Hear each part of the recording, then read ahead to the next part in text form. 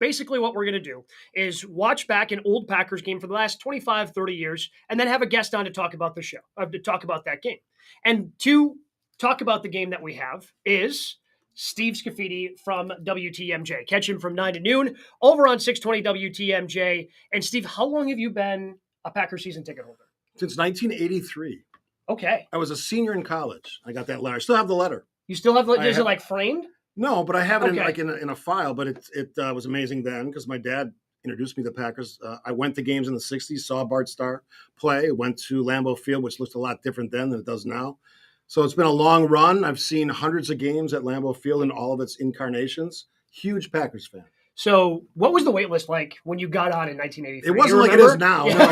Because I didn't put in that many years, like maybe 5 years. Okay. Yeah.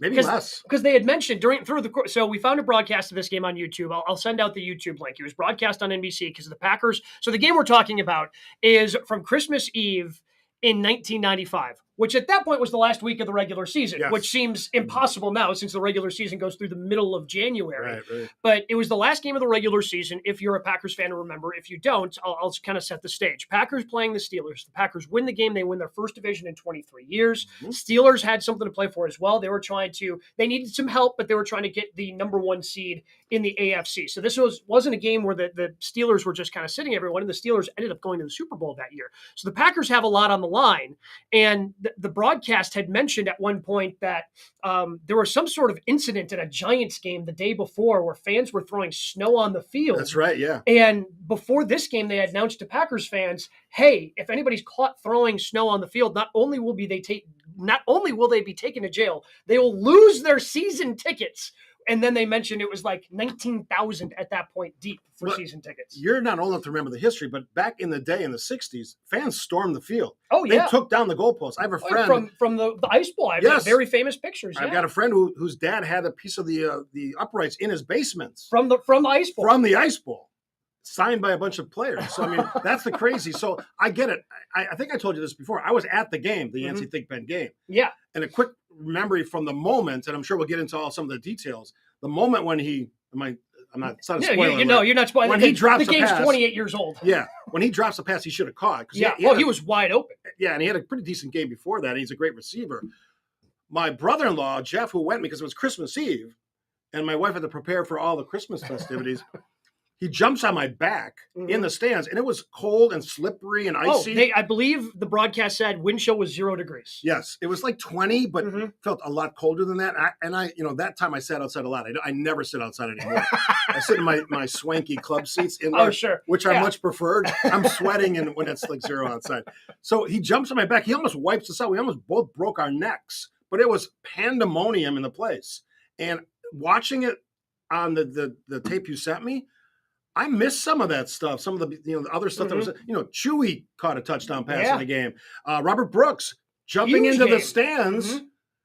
Was that pre-Leroy Butler? Because he was on the team. Well, yeah. Leroy. So Leroy did it first, and here's what, because I remember this like distinctly as a kid. So in 1995, I don't want to make you feel old here, but I was 1995. I'm 9 years old watching this game. Nice, all right, I'm 9 years old watching this game. You don't remember this. I do. I do. So I do remember this game, and I remember the game, but I more specifically remember when I was a kid, they used to have the VHS yearbook tapes that were a half hour long. I wore those things out, Steve. I had one from 94, 95. I had two different ones from 1996, the year they won the Super Bowl, because they had like a half hour one that was the typical one, but then they had a special hour one because they were the Super Bowl champs. So I had those. I wore those things out watching those because I wasn't listening to the radio at the time, but because of those videos, they would take the Jim Irwin call, which was on WTMJ at the time. They had the Jim Irwin call over it. And I remember I can do you verbatim, the Jim Irwin, Max McGee call from when Yancey Thigpen dropped the ball, because I've watched that 1,000 times in the VHS tape. If you watch that drive, which the Steelers, they methodically moved down the field, and they should have won the game. The Packers ended up winning 24-19. That touchdown would have given the Steelers the win and home field throughout, which they didn't need anyway because they went to the Super Bowl. Yeah. But it was deflating. And if you remember the critical drive, they gave them a first down. So I forgot about that until I went back and watched it. I did too. They gave him that first down. Neil O'Donnell did not make that first down. He got crushed. Oh, so there was a 4th and inches tried a quarterback sneak. He gets undercut. And of course, there's not replay in 1995. So they end up giving him the spot. Even the announcers, which that's one of the first things and I didn't quite recognize the voices. I remember the voices from watching the game. Was it Randy Cross? Randy Cross was one of them. Who was the other guy? I couldn't quite but he was very critical of a lot of things going on. Yeah. Things that you don't hear 28 years later on NFL telecasts. It was like the evolution of the old style of broadcasting with a little bit of the new, like, little snarkiness to it. Yeah, that's what it felt like. 100%. He's like, I don't think they got it. They definitely didn't get it. Like, if you were a fan of the Steelers, you'd be like, why are these guys so much, people would be going on social media. These guys are homers. They're rooting for the Packers. No, like, and at one point, this guy was like awing at a Craig Hentrich punt. Just, what a punt that was. And it was a lot of fun to go back and kind of remember some of these things. And it's just kind of funny to hear now, like, they were calling 1995 the year of the pass because everybody was throwing the ball. Yeah. And so I went back. I've got the box score here from the game. Neil O'Donnell threw the ball. It's 0 degrees wind chill. Neil O'Donnell threw the ball 55 times. Which is insane even now on a good day. Yeah. Like that's, so he was. But if you remember the broadcast, they couldn't do anything on the ground. Their top two running backs were out. Yeah. Bam Morris and I forget the other guy's name. Yeah. But Bam Morris was their top one. Their other one was out. And they had like another running back that was only going to play if they really needed him to. And like he suited up, but they wanted to still try to rest him. So they couldn't do anything on the ground. He threw it 55 times. Brett threw it 32, but still threw for 301 and 2 touchdowns in the game. Like, what do you remember about that 1995 team? Let's just kind of, dive into that 1995 team, because it was a team that ended up being pretty special. They also started with a loss against the Rams and built their way up. They won double-digit games for the first time in forever. First time in the Brett Favre era, Mike Holmgren era, they won double-digit games, but still needed division title. Yeah, yep. At the time, Central, right? NFC Central. Brett Favre amazing that season. I don't know if he won the MVP. That was his first of 3 in a row. Yeah, so amazing. He had 38 touchdown passes that year. Reggie White dominant during the regular season. Sean Jones, that acquisition, one of those acquisitions that next year, 96 Super Bowl season, made a big difference. Craig Newsome in the secondary. Yeah, he was a rookie that year. Yeah, it's a pretty good player. We always had Leroy Butler, who was already a good player, but was emerging. Now we know a Hall of Famer. Chewy had actually a pretty good season that was year. His first Pro Bowl. That was his first of 3 Pro Bowls that year. And it's just fascinating to watch. It was also outside of the game itself and the result of the game. The first time I think they ever played We Are the Champions in the modern era for that team, because they had won the Central. Now, obviously, next year got way more exciting than that with the Super Bowl team. But did you buy because I had an NFC. It still might be in my parents' like now everyone got NFC North Championship gear. Get that away from me. We're Packers fans. We don't get that. But at the time, it was so exciting. Everybody rushed out. I had an NFC. It still might be at my parents' house. I don't know. I got to go find it.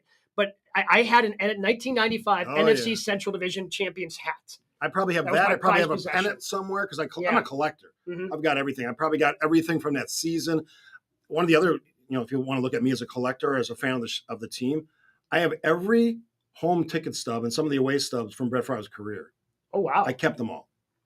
And also, by the way, Aaron Rodgers. So they haven't gone digital only at Lambeau then.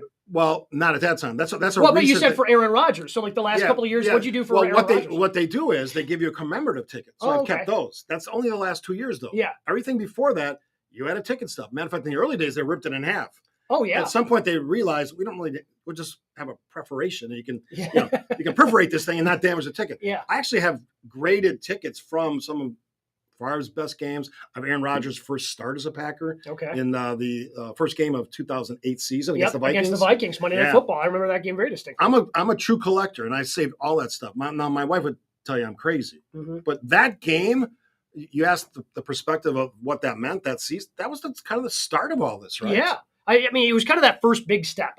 That year was the first year I went to a game. I went to the Bengals game, which was a couple of weeks before that with my mom, my aunts. And I remember some of the throws Brett Favre made to this day. But kind of going into this game, I mean, there was so much leading into this because winning the division just felt so important. And they mentioned it multiple times in the broadcast that this kind of felt like that next step because it had gone, Brett starts, they go 9-7, miss the playoffs. Next year, 9-7, get in, have the miracle game against the Lions where Favre hits sharp and they win a playoff game. Then they get to host a playoff game in 1994 against the Lions. They win that. So the next step in the progression was winning the division. And that's exactly what this team did. One player we haven't talked about who was huge, and they did the comparison. I was always a huge Sterling Sharp fan as a kid. Loved Sterling Sharp. I was devastated when he had to retire because of the neck injury. He would have been a Hall of Famer. Yeah.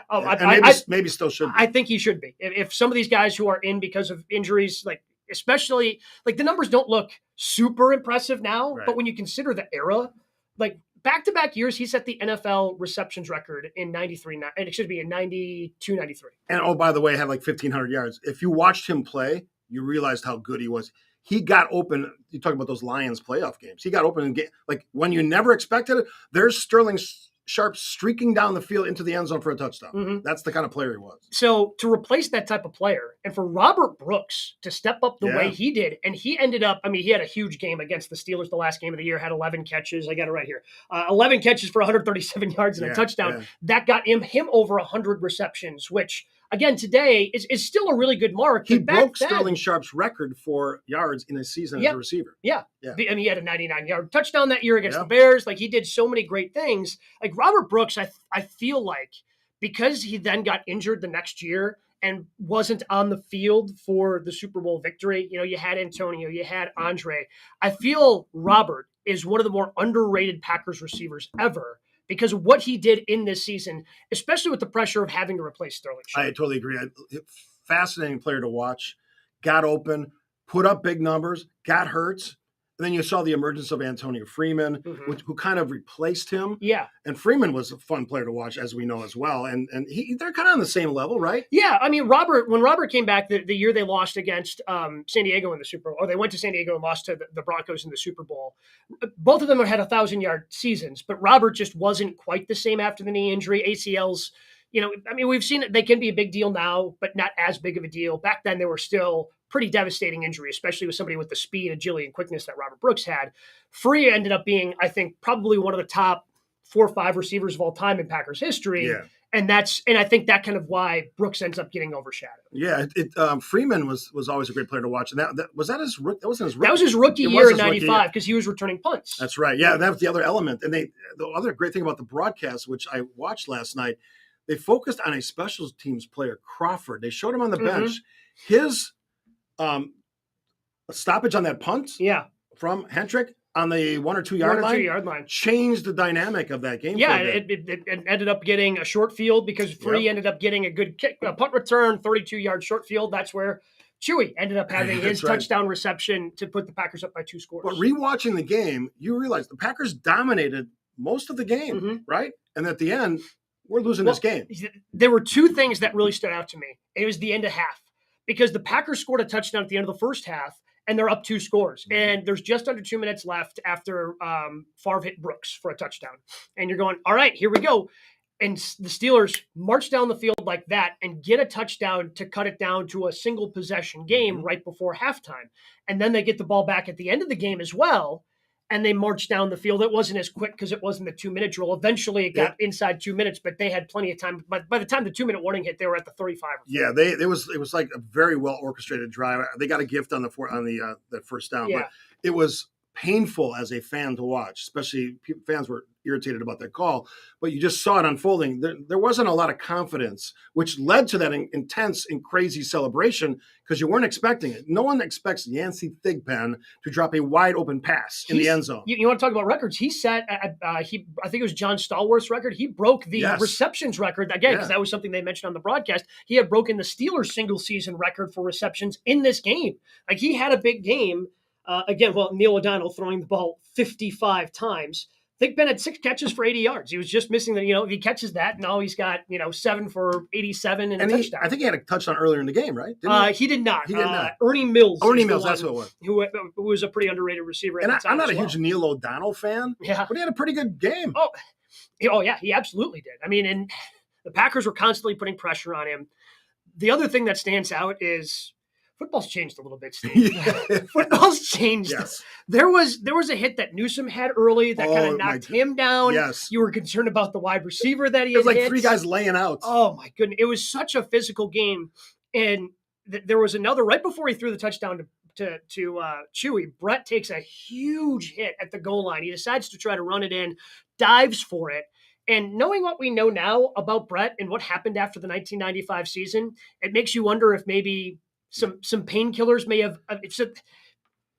So if you haven't seen the game, Brett dives and he's like shaken up. He tries to shake it off. They don't show him going down on the field, but eventually they start describing what happened and they throw it down to Jim Gray on the sideline. Right. And Jim's like, yeah, he got hit in the stomach.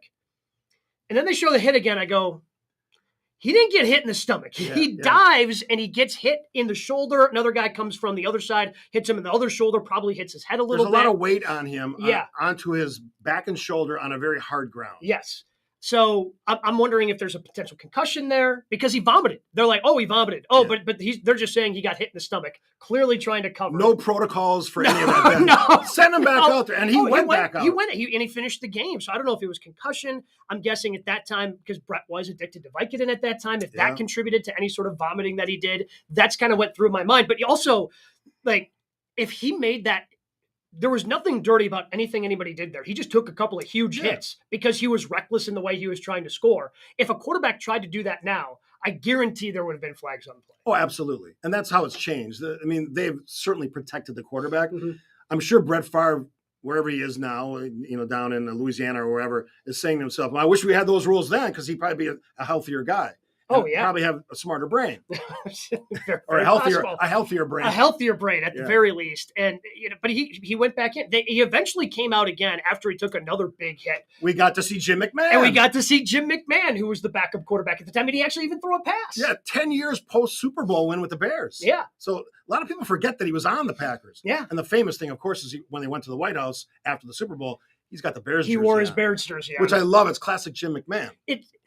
It's surprising it didn't rub more people the wrong way, but I think everyone's just kind of like, it's just Jim. Well, at the time, that was the start of kind of, we saw some Bears players coming up to Green Bay, and that that back and forth has changed. Now we have Robert Tonyan playing for the Bears. Mm-hmm. So that back and forth changed then, because there used to be not that it's better now, but there was a hatred. Oh, yeah. Well, of course. I mean, in the 70s, in the 80s, the Bears were beating the Packers' brains in the way the Packers have done over the last 30 years with Brett Favre and Aaron Rodgers. You think it'll change now?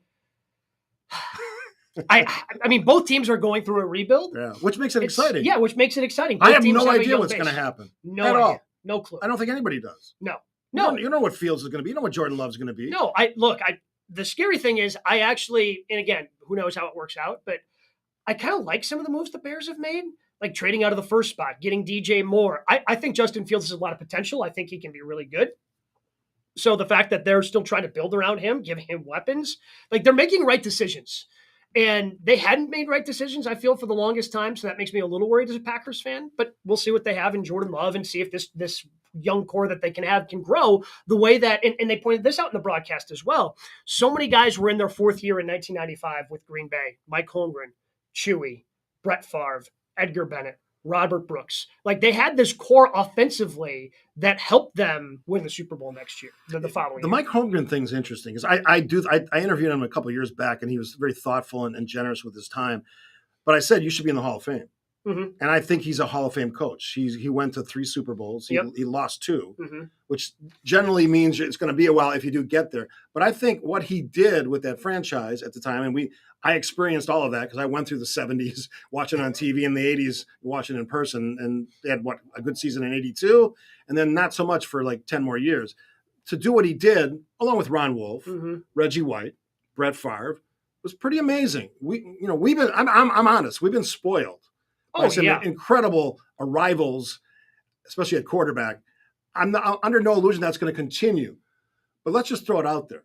If it does, that would be off the charts amazing. Let's do it. I wouldn't the trifecta of greatness. That would be fantastic. Let's do it. Going back to Holmgren, I feel Holmgren, I think he's a Hall of Fame coach as well. Because maybe it's the bias because of I didn't have to live through it like you did, but I was very aware as a kid. Like my parents, my aunts, my uncles would always tell me about you don't understand how awesome this is because of how bad it was and how much Holmgren and Wolf changed the culture. And I think that means something, especially in Green Bay, to change the culture the way they did. Plus, he started, whether it ended up being a trend that didn't last for very long, but I feel like he's the one who started the trend of being head coach and general manager, which is why he left Green Bay in the first place.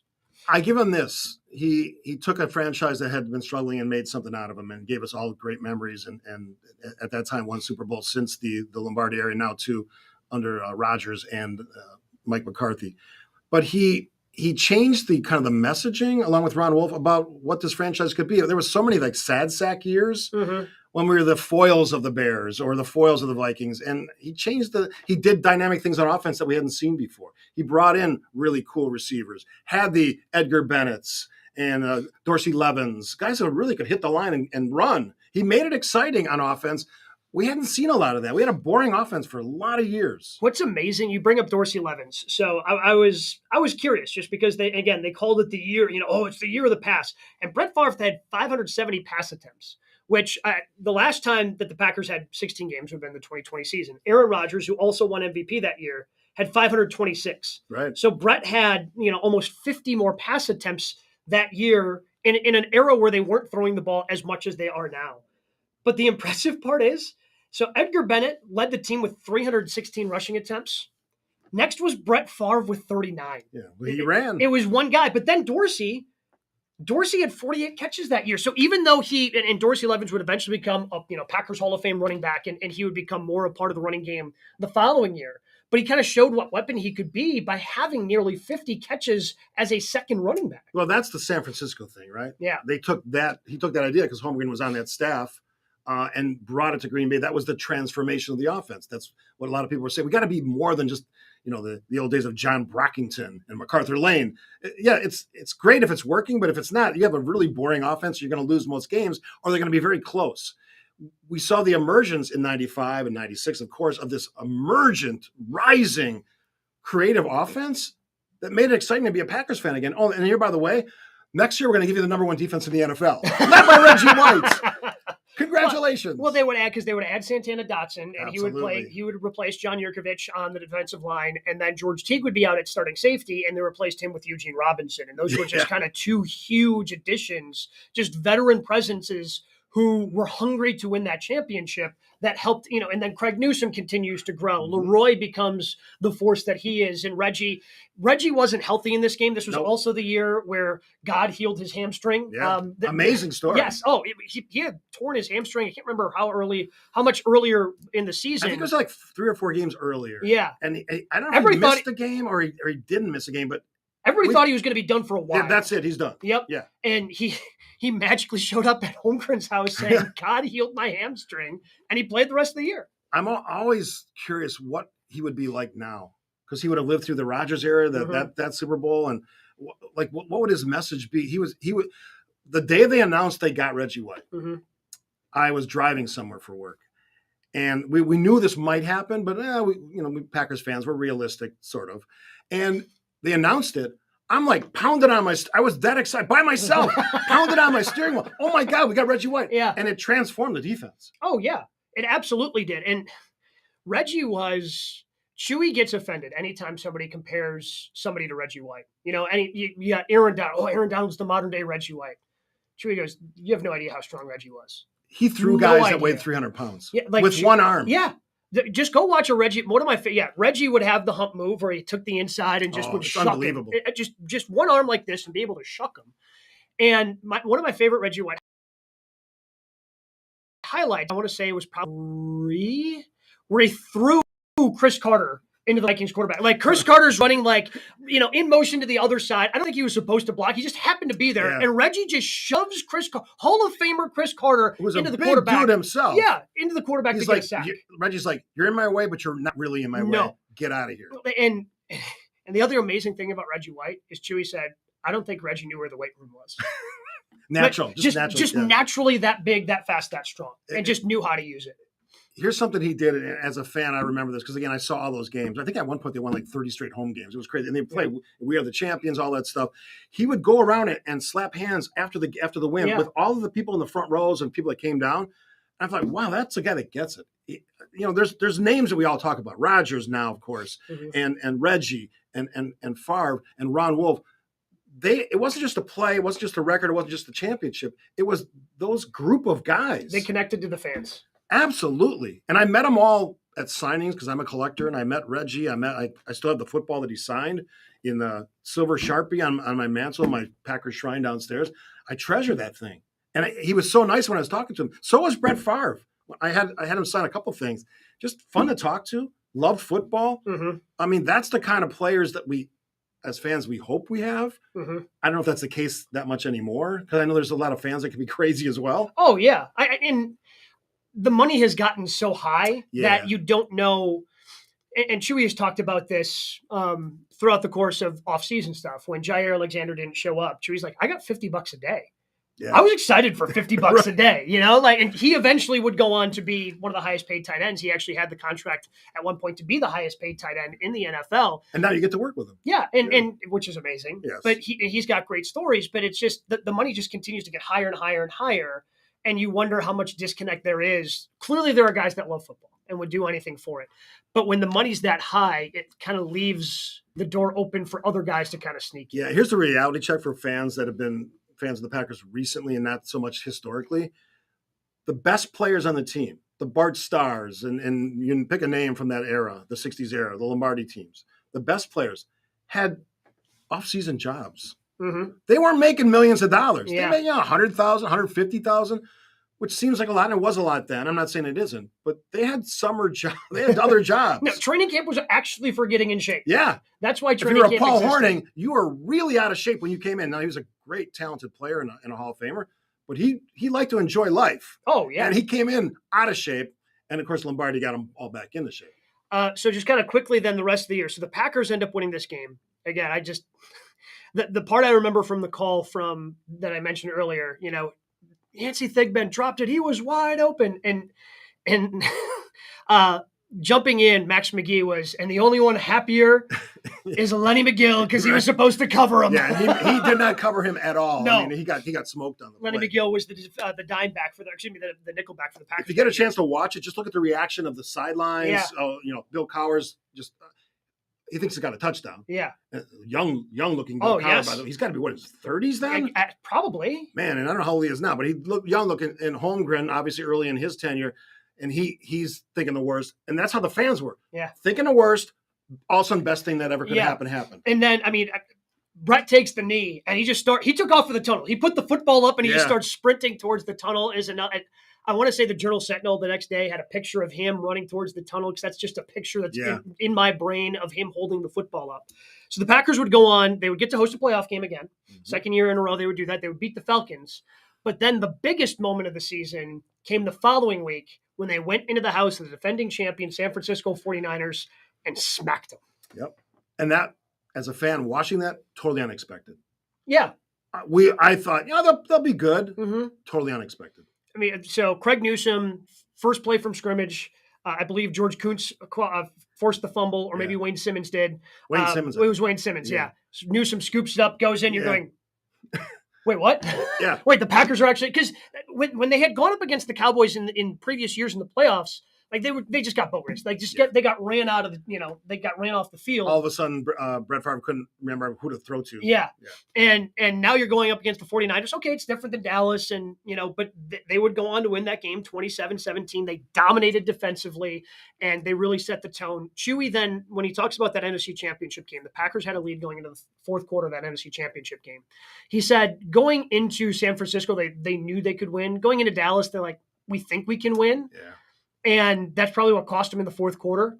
But they flew back to Green Bay going, no, we can beat those guys. And they didn't get to play the Cowboys in the playoffs the following year, but obviously they would go on to win the Super Bowl. I said this for years about the importance at that time of home field advantage. If they would have had that advantage, they would have went to more Super Bowls. Dallas beat up on them in Dallas several years. Favre had his worst games. Like one game, I think he had 6 interceptions. It was horrific. Mm-hmm. If they would have had a better regular season record and could have gotten that home field, they would have went to more Super Bowls. Well, the one thing I remember the following year when they beat San Francisco again, this time at Lambeau Field. I cried after that game because really? I knew we were going to the NFC Championship. Yeah, and it was going to be in Green Bay. Yep. Because the Packers had the number 1 seed. There's that importance of the regular season. Were you chanting "We want Dallas"? Because there were. No. I remember fans chanting "We want Dallas." I wanted nothing to do with Dallas. To be honest, give me the Carolina Panthers. Well, and that's who they got, and they dominated. And of course, not at the beginning of the game though. Yes. They were down early because they fumbled early in the game, but after that it was complete dominance. And the thing about that game, I sat outside for that one as well. It was colder. Oh, yeah. Because remember, San Francisco, heavy rain, muddy, Steve Young injured, not injured, whatever. And then that next week, it was cold. Yeah. I'll never forget the cold. Just the steam coming off of players for that game. I remember watching that sitting at home at TV.